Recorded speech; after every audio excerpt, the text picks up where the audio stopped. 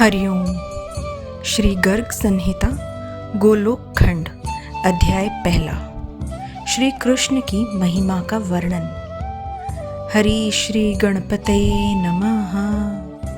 ओम श्री कृष्णाय परमात्मने नमः।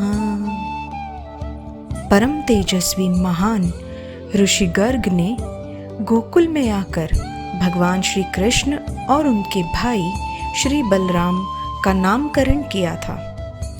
उन्होंने उनका नाम कृष्ण और राम के रूप में रखा। राम की शक्ति और बल के कारण बाद में उसे बलराम के रूप में पुकारा जाने लगा। इस पुण्य कार्य के अलावा ऋषि गर्ग ने एक और महत्वपूर्ण कार्य संपन्न किया। उन्होंने गर्ग भागवत या गर्ग संहिता नामक एक शास्त्र की रचना की। गर्ग भागवत के अनुसार कृष्ण का निवास स्थल गोलोक है, जो वैकुंठ से ऊपर स्थित है। वहां राधा और कृष्ण एक दिव्य युगल मतलब एक दिव्य जोड़े के रूप में प्रेम, शांति और समृद्धि में रहते हैं। इस भागवत में 10 स्कंद हैं। पहला स्कंद गोलोक खंड कहलाता है। यह शास्त्र नर नारायण, सरस्वती देवी और पूज्य ऋषि व्यास की आराधना और वंदना से प्रारंभ होता है। एक समय की बात है, मुनिवर गर्ग ऋषि शौनक से मिलने के लिए नैमिषारण्य गए। गर्ग ऋषि को देखकर शौनक जी ने तुरंत उनका अत्यंत आदरपूर्वक स्वागत किया और उनसे भगवान श्री कृष्ण के विभिन्न अवतारों के बारे में प्रश्न पूछा। गर्ग ऋषि ने कहा कि भगवान के गुणों पर चर्चा करना और इस विषय को सुनना पवित्र और मंगलमय है। उन्होंने फिर मिथिलापुरी के एक विख्यात प्रतापी और शांत चित्त राजा बहुलाश्व की कहानी सुनाई, जो भगवान कृष्ण के परम भक्त भी थे। एक बार ऋषि नारद बहुलाश्व की सभा में पहुंचे। नारद जी का उचित सम्मान करने और उनका स्वागत करने के पश्चात बहुलाश्व ने पूछा, क्या भगवान कृष्ण अपना दिव्य रूप त्याग कर मानव रूप धारण करेंगे?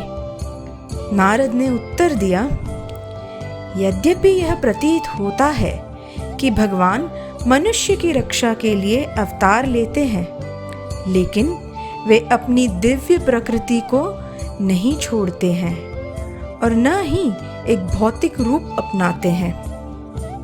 जैसे अभिनेता अपने दर्शकों को मोहित कर लेता है, लेकिन अपनी माया से स्वयं मोहित नहीं होता।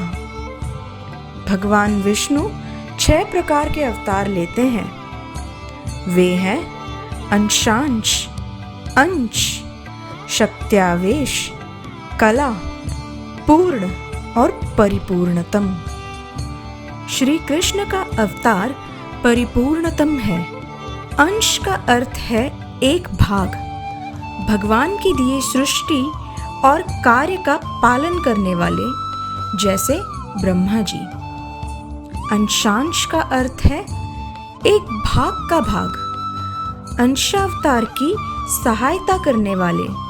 मारीची को अंशांशावतार कहा जाता है। अंशांश अवतार सृष्टि से संबंधित कार्यों में ब्रह्मा की सहायता करते हैं।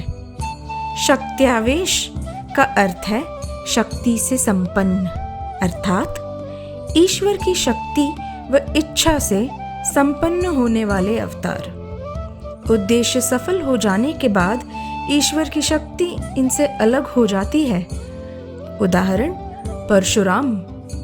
शक्त्यावेश अवतार विशेष उद्देश्य को पूरा करने के लिए लिया गया हुआ भगवान का अवतार होता है।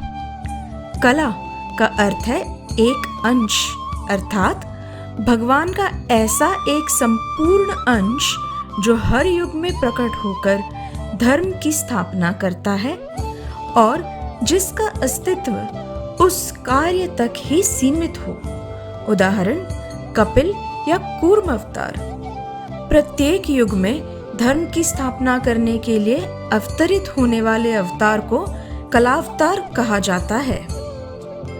पूर्ण का अर्थ है संपूर्ण, जिसमें मनुष्य के हृदय में बसने वाले सभी भाव और साथ ही साहस और बल, इन सभी गुणों का दर्शन होता है। जैसे नरसिंह, श्री राम और नर नारायण पूर्ण अवतार है। और परिपूर्णतम का अर्थ है परम सिद्ध, जिसके तेज में बाकी सारी शक्तियां विलीन हो जाती है, जिसे हर भक्त अपने मनभावन रूप में देखता है और प्रेम करता है।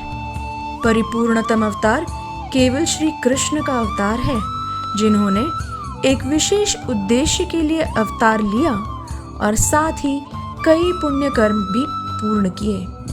यह सुनकर राजा बहुलाश्व ने भक्तिपूर्वक नारद मुनि से भगवान की अनेक कथाएं सुनने का आग्रह किया।